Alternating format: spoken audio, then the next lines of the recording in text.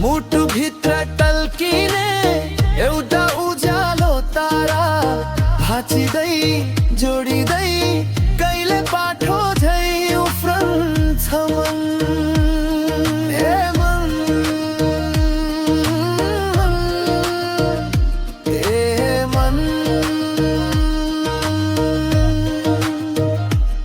किन यति चञ्चल हुन्छौ? ए मन, क्षणमै किन बदलिन्छौ? हर्ष विषाद द्वन्द्व शान्ति सबै रङ्ग तिमीमै, सारा भावनाको घर तिमी।